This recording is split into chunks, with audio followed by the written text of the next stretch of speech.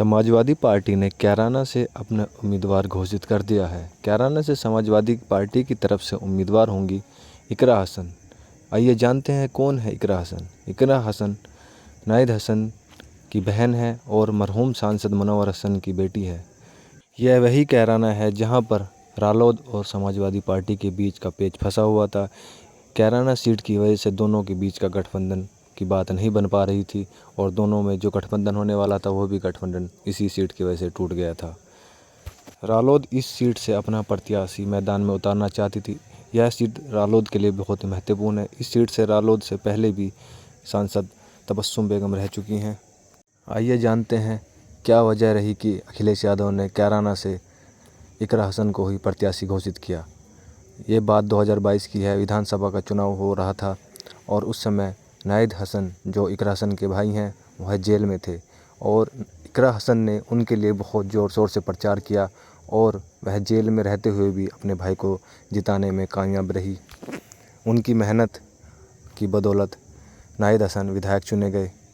यही वजह रही कि वह आसपास के क्षेत्र में काफ़ी पॉपुलर हो गई और लोगों की डिमांड थी कि कैराना लोकसभा से उन्हीं को पर्चा दिया जाए और अखिलेश ने लोगों की बात सुनी और उन्हीं को टिकट दिया।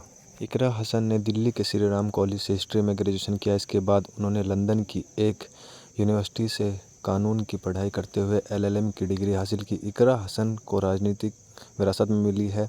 9 साल से कैराना की राजनीति में सक्रिय इकरा हसन पूर्व सांसद तबस्सुम हसन की बेटी हैं। तबस्सुम हसन एक बार BSP जबकि एक बार SPRLD का गठबंधन से कैराना लोकसभा की सांसद रह चुकी हैं। इकरा हसन के दादा अख्तर हसन ने 1984 में कैराना लोकसभा से कांग्रेस के टिकट पर जीत दर्ज की थी।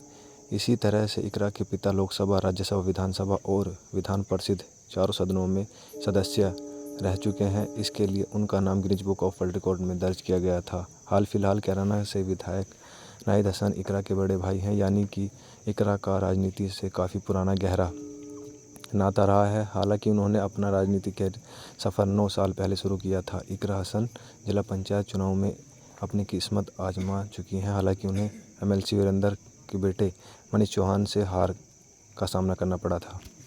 कैराना लोकसभा एक मुस्लिम बहुल्य सीट है। यहाँ पर मुसलमान और जाटों का बहुत ज़्यादा प्रभाव रहा है। यही कारण था कि जयंत चौधरी सीट को छोड़ने को तैयार नहीं थे। इस सीट पर लगभग 18 लाख मतदाता हैं। इसमें से करीब 5.5 लाख मतदाता मुस्लिम समुदाय से हैं। इस सीट पर दलित समुदाय की संख्या भी अच्छी खासी मानी जाती है। यही कारण रहा कि पिछले चुनाव में यहाँ से प्रदीप चौधरी चुनाव जीते। पिछले लोकसभा चुनाव में RLD, सपा, BSP गठबंधन के बावजूद BJP के प्रदीप चौधरी जीतने में कामयाब रहे। तब BJP के प्रदीप चौधरी को 5,66,000 वोट मिले थे। वहीं सपा कैंडिडेट तबस्सुम हसन को 4,74,801 वोट मिले थे। इस बार का समीकरण पूरी तरह बदल चुका है। इस बार समाजवादी पार्टी और कांग्रेस के बीच गठबंधन हो चुका है, तो वहीं रालोद और भाजपा के बीच भी गठबंधन हो गया है। तो यह देखना बहुत ही दिलचस्प होगा कि कैराना की उम्मीदवार इकरा हसन इस बार कितनी मजबूती से चुनाव लड़ती हैं। ऐसी ही वीडियो को देखने के लिए हमारे चैनल को सब्सक्राइब करें।